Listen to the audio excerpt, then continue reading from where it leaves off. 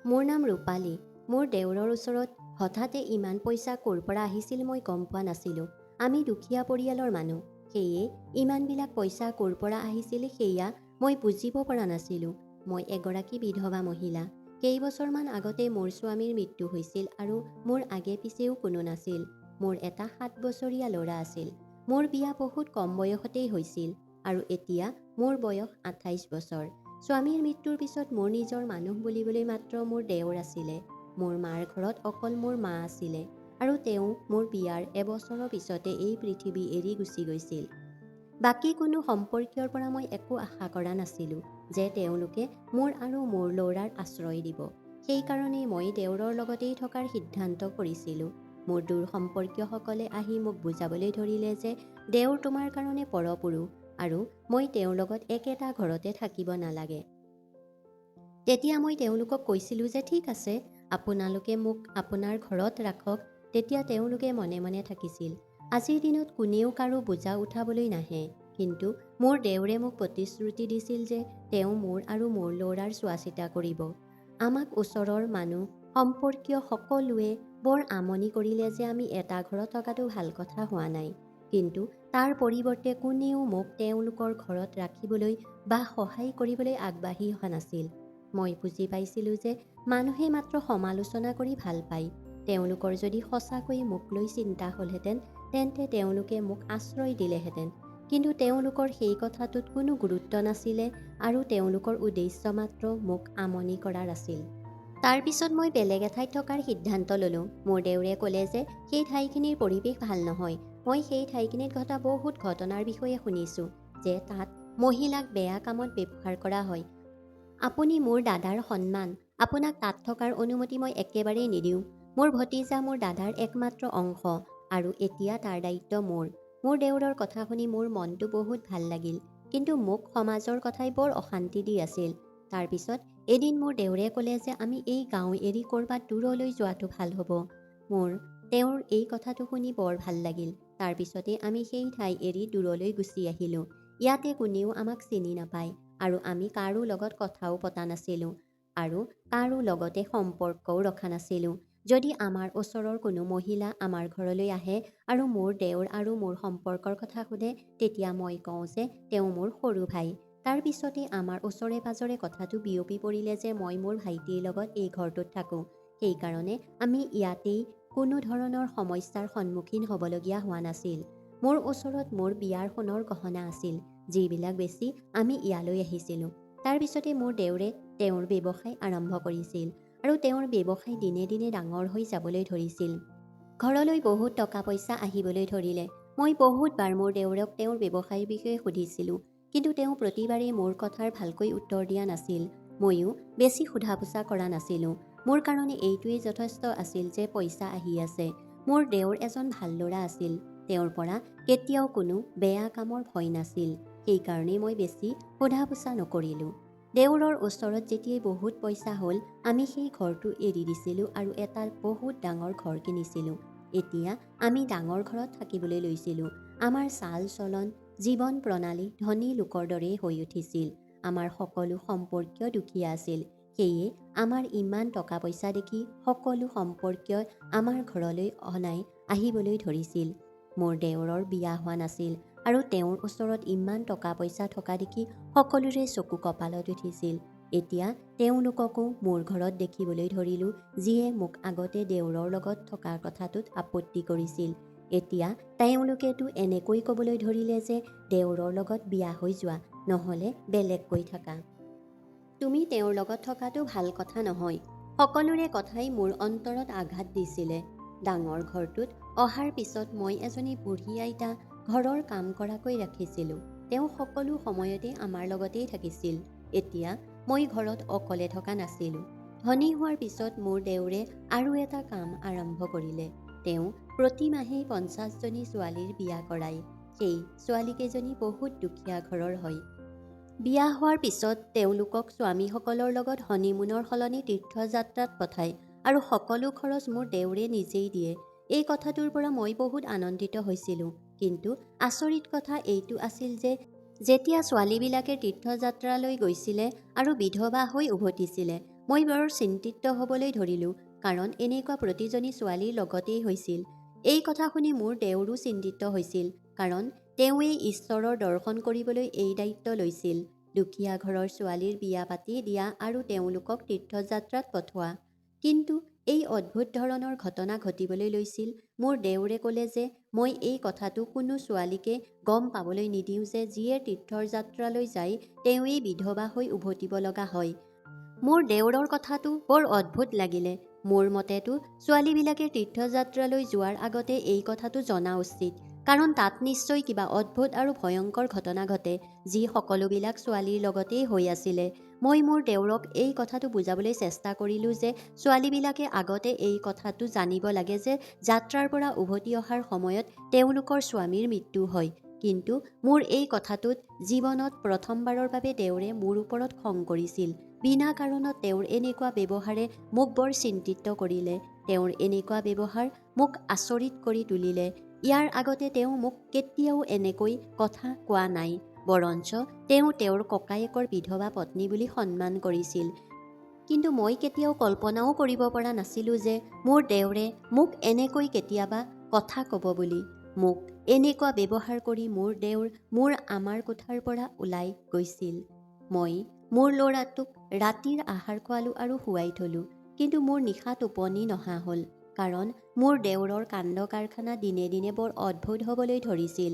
মই মোৰ দেউৰক সদায় নম্ৰভাৱে কথা কোৱা দেখিছিলোঁ, কিন্তু যোৱা কেইদিনমানৰ পৰা মোৰ দেউৰৰ যিটো ৰূপ মোৰ সন্মুখত আহিছিলে সেয়া কোনোপধ্যেই মোৰ বাবে বিশ্বাস কৰাটো সহজ নাছিল। দেউৰ দিনে দিনে বেছি অভদ্ৰ হৈ যাবলৈ ধৰিলে। আজি হঠাতে তেওঁ মোৰ লগত ইমান অভদ্ৰভাৱে কথা পাতিলে। তেতিয়া মই আচৰিত হৈ ৰ'লোঁ। মোৰ দেউৰ গোটেই ৰাতি ঘৰলৈ নাহিল আৰু মই তেওঁৰ বাবে অপেক্ষা কৰি থাকিলোঁ। মোৰ এতিয়া সন্দেহ হ'বলৈ ধৰিলে যে তেওঁ কিবা নহয় কিবা বেয়া কামত নিশ্চয় আছে, কাৰণ সদায় ঘৰলৈ ইমান পইচা ভাল পথেৰে অহাটো সহজ কথা নহয়। আৰু এতিয়া যিবিলাক কথা শুনিলোঁ, ছোৱালীবিলাকক তীৰ্থযাত্ৰাত পঠোৱা আৰু তেওঁলোকৰ স্বামীৰ মৃত্যু হোৱা, এইবিলাক কথাই মোৰ মগজুত ঘূৰিবলৈ ধৰিলে। তাৰ পিছত মই ভাবিলোঁ যে কিবা নহয় কিবা ৰহস্য নিশ্চয় আছে। সেই নিশা তেওঁ ঘৰলৈ নাহিল আৰু পিছৰ 3 দিনলৈকে তেওঁ ঘৰলৈ উভতি অহা নাছিল। এই কথাটোৱে মোক বৰ চিন্তাত পেলালে যে মোৰ দেউৰ ক'ত গ'ল, কাৰণ ইয়াৰ আগতে কেতিয়াও এনেকুৱা নাই হোৱা যে মোৰ দেউৰে 3 দিনলৈকে ঘৰলৈ নহাকৈ আছে। এই কথাই মই ভাবি আছিলোঁ। তেনেতে ঘৰৰ দৰজা খোলাৰ শব্দ হ'ল। মই নিজৰ কোঠাৰ পৰা বাহিৰলৈ আহিলোঁ। তেতিয়া মোৰ ল'ৰা স্কুল গৈছিল। দুপৰীয়াৰ সময় আছিল। এনে সময়ত মোৰ দেউৰ কেতিয়াও মোৰ কোঠাত নোসোমায়, কিন্তু আজি এনেকুৱা অৱস্থাত মোৰ কোঠাত সোমাল। সেয়া দেখি মই আচৰিত হৈ পৰিলোঁ, কাৰণ মোৰ দেউৰে মদৰ নিচাত মাতাল হৈ আছিল। মই আজিলৈকে মোৰ দেউৰক কোনো বেয়া বস্তুত হাত লগোৱা দেখা নাছিলোঁ। সেয়ে মই অলপ আচৰিত হৈছিলোঁ যে এয়া কেনেকৈ হ'ব পাৰে। মোৰ দেউৰৰ খোজত নিয়ন্ত্ৰণহীন হৈ আছিল আৰু হঠাতে তেওঁ মোৰ ফালে আহিল আৰু আহিয়েই মোৰ ভৰিত পৰিলে। মই থতমত খাই উঠিলোঁ। এয়া তেওঁ কি হৈছে? হয়তো তেওঁ বহুত বেছিকৈ মদ খালে। মোৰ ভৰিত পৰিয়েই তেওঁ হঠাতে চিঞৰি চিঞৰি কান্দিবলৈ ধৰিলে। মই আচৰিত হৈ পৰিলোঁ যে তেওঁৰ হ'ল কি। তাৰ পিছতে তেওঁ কান্দি কান্দি বেহুচ হৈ পৰিল।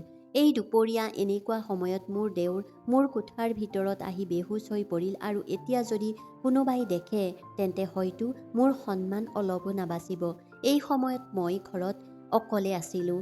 আমাৰ কাম কৰা মহিলাজনী আজি ছুটীত আছিলে। এতিয়া মই ভাবি পোৱা নাছিলোঁ যে এতিয়া মই তেওঁক কেনেকৈ মোৰ কোঠাৰ পৰা তেওঁৰ কোঠালৈ লৈ যাওঁ, কিন্তু যিকোনো প্ৰকাৰেই মই তেওঁক মোৰ কোঠাৰ পৰা বাহিৰলৈ নিবই লাগিব। মই যেনে তেনে টানি ঠেলি তেওঁক মোৰ কোঠাৰ পৰা বাহিৰলৈ আনিলোঁ। তেওঁ ওখ-পাখ, সুঠাম ডেকা আছিল আৰু মোৰ দৰে দুৰ্বল মহিলা এজনীৰ কাৰণে এই কামটো সহজ নাছিলে।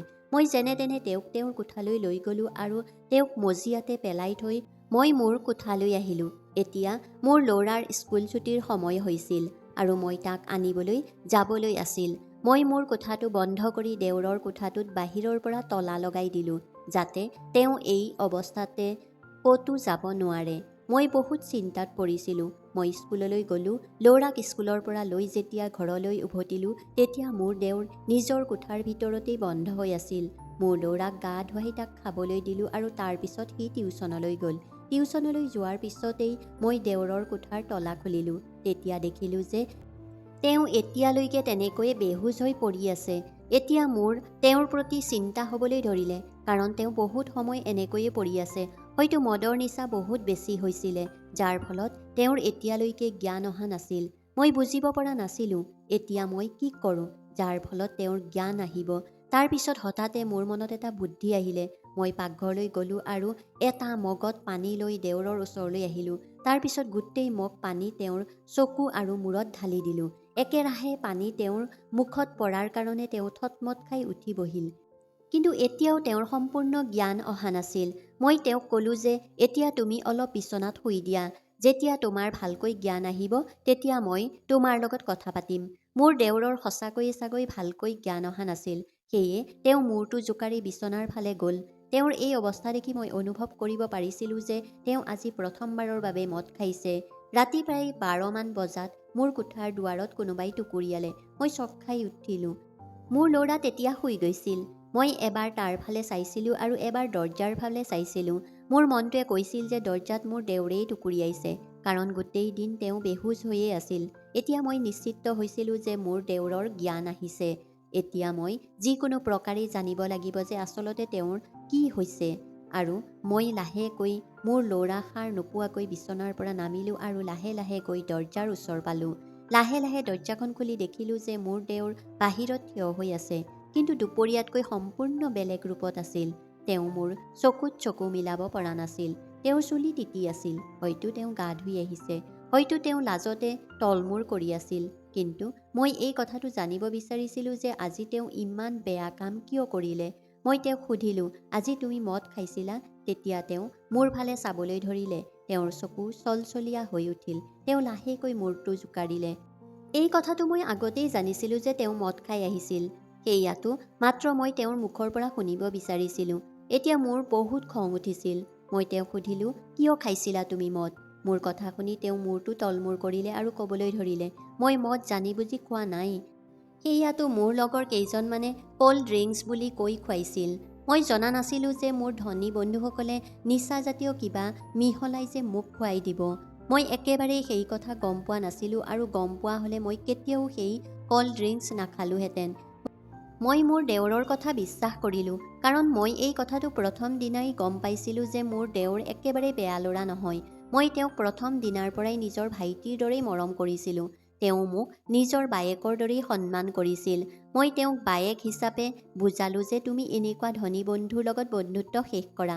কিন্তু তেওঁ মোৰ এই কথা শুনি হঠাতে তেওঁ মূৰ তুলি মোৰ ফালে এনেকুৱা চাৱনিৰে চালে, মই এক মুহূৰ্তৰ কাৰণে ভয় খাই গ'লোঁ। তাৰ পিছত যেতিয়া মোক ক'বলৈ ধৰিলে, তেতিয়া তেওঁৰ মুখৰ সেই কথাই মোক আচৰিত কৰি তুলিলে। তেওঁ মোক কৈ সেই ঠাইত ৰখাই নাছিল। নিজৰ কথা শেষ কৰি তাৰ পৰা গুচি গৈছিল। যাওঁতে তেওঁ মোক এইটোৱে কৈ গ'ল যে এতিয়া মই প্ৰায় এসপ্তাহ ঘৰলৈ আহিব নোৱাৰিম। এই এটা সপ্তাহ তেওঁ এটা ডাঙৰ কাম পাইছে, যিটো তেওঁ সম্পূৰ্ণ কৰিব লাগে। মই তেওঁক সুধিব বিচাৰিছিলোঁ আচলতে তেওঁ কি কাম কৰে, যাৰ পৰা তেওঁ ইমান পইচা পায়। আৰু সেয়া কি কাম যিটো তেওঁ এসপ্তাহত সম্পূৰ্ণ কৰিব লাগে। কিন্তু মোৰ কথা শুনাৰ আগতেই নিজৰ কথা কৈ তাৰ পৰা ওলাই গৈছিল। তেওঁ কৈ যোৱা কথাই মোক বৰ চিন্তাত পেলালে, কাৰণ তেওঁ কৈ গৈছিল যে তেওঁৰ ধনী বন্ধুসকলৰ কাৰণেইতো তেওঁলোকৰ ঘৰলৈ ইমান টকা আহি আছে। তেওঁৰ ধনী বন্ধুসকলেইতো তেওঁক সেই কাম কৰিবলৈ কৈছিল, যাৰ পৰা তেওঁ কেইমাহমানৰ ভিতৰতেই ইমান ধনী হৈ গ'ল। এতিয়া তেওঁ কোনো কাৰণতেই সেই কাম এৰিব নোৱাৰে, কাৰণ এই কামটো কৰিবলৈ সহজ, কিন্তু এই কামৰ পৰা বাহিৰলৈ ওলোৱাটো বহুত কঠিন। তেওঁৰ এই শব্দকেইটাই এতিয়াও মোৰ কাণত বাজি আছিল। আজি সম্পূৰ্ণ 3 দিন পাৰ হৈ গ'ল, কিন্তু মোৰ দেউৰ কোনো খবৰেই নাছিল। মই মাত্ৰ এইটোৱেই ভাবি আছিলোঁ যে আচলতে কি কাম কৰে, যাৰ ফলত ইমান কম দিনৰ ভিতৰতে ইমান ধনী হৈ গ'ল, কিন্তু কোনো উত্তৰ নাপালোঁ। এসপ্তাহ পিছত যেতিয়া মোৰ দেউৰ ঘৰলৈ আহিল, তেতিয়া মই তেওঁক সুধিলোঁ যে আচলতে তেওঁ এসপ্তাহলৈকে ক'ত আছিল। তেতিয়া তেওঁ মোক ক'লে যে তেওঁ এসপ্তাহৰ কাৰণে ডুবাইলৈ গৈছিল। তেওঁৰ এই কথা শুনি মই চক খাই উঠিলোঁ, কাৰণ তেওঁ মোক এই কথাটো কোৱা নাছিল যে তেওঁ বাহিৰলৈ যাব। আৰু জীৱনত তেওঁ প্ৰথমবাৰ বিদেশলৈ গৈছিল, কাৰণ আগতেতো তেওঁ নিজৰ চহৰৰ ভিতৰতেই কাম কৰিছিল, আৰু কেতিয়াবা বেলেগ চহৰলৈ গ'লেও মোক কৈ গৈছিল যে তেওঁ বেলেগ চহৰলৈ যাব কিবা কামৰ কাৰণে। কিন্তু আজি তেওঁ মোক যি ক'লে সেয়া শুনি মই আচৰিত হৈ ৰ'লোঁ, কাৰণ বিদেশলৈ যোৱাটো ইমান সহজ কামো নহয়। তেতিয়া মই তেওঁক সুধিলোঁ, আৰু ডুবাইত এসপ্তাহলৈকে কি কৰি আছিলা? এই কথা শুনি তেওঁ এডাল ধুনীয়া সোণৰ হাৰ মোৰ সন্মুখত উলিয়াই দিলে, যিটো দেখি মোৰ চকু উজ্বলি উঠিল, কাৰণ ৰাতি এইটো সময়তো লাইটৰ পোহৰত সেই সোণৰ হাৰডাল জিলিকি আছিল। সেই হাৰ দেখিলেই গম পোৱা গৈছিল যে সেই হাৰডাল বহুত দামী আছিলে। মই মোৰ দেউৰক সুধিলোঁ যে তেওঁ সেয়া ক'ৰ পৰা আনিছে। তেতিয়া তেওঁ ক'লে যে ডুবাই শ্বেখে তেওঁক সেইডাল উপহাৰ হিচাপে দিছে। মই তেওঁৰ এই কথা শুনি আচৰিত হ'লোঁ যে কোনোবাই ইমান দামী উপহাৰ বিনা কাৰণত কিয় দিব। মই তাৰ কাৰণ সোধাত তেওঁ ক'লে যে আপুনি মাত্ৰ আম খাওক, গুটি হিচাপ কৰাৰ দৰকাৰ নাই। এই সোণৰ হাৰডাল মই আপোনাৰ কাৰণেই আনিছোঁ, সেয়ে এইটোৱেই ভাল হ'ব যে আপুনি এয়া মোৰ ফালৰ পৰা উপহাৰ হিচাপে লওক। কিন্তু মই মোৰ দেউৰক মানা কৰি ক'লোঁ যে যেতিয়ালৈকে তুমি মোক নোকোৱা যে তুমি কি কাম কৰা, তেতিয়ালৈকে মই এই উপহাৰ নাৰাখোঁ। মোৰ এই কথাত মোৰ দেউৰে মুখ ফুলাই সোণৰ হাৰডাল লৈ তাৰ পৰা গুচি গ'ল। মই এতিয়া সত্য কথাটো জানিব বিচাৰিছিলোঁ যে আচলতে কথাটো কি। সময় লাহে লাহে পাৰ হ'ল আৰু তেওঁৰ সেই কথাবিলাক এবছৰ পাৰ হৈ গ'ল। এতিয়া প্ৰায়ে মোৰ দেউৰে বিদেশলৈ যাবলৈ ধৰিলে, কেতিয়াবা ডুবাই, কেতিয়াবা আন ক'ৰবাত। যেতিয়াই মই সুধোঁ তেতিয়াই মোক কয় যে আপুনি বেছি চিন্তা নকৰিব, আপোনাৰ প্ৰয়োজনীয় সকলো বস্তু ঘৰত বহি বহিয়েই পাই থাকিব। এদিন তেওঁ মোক ক'লে যে তেওঁ ডুবাইলৈ যাব।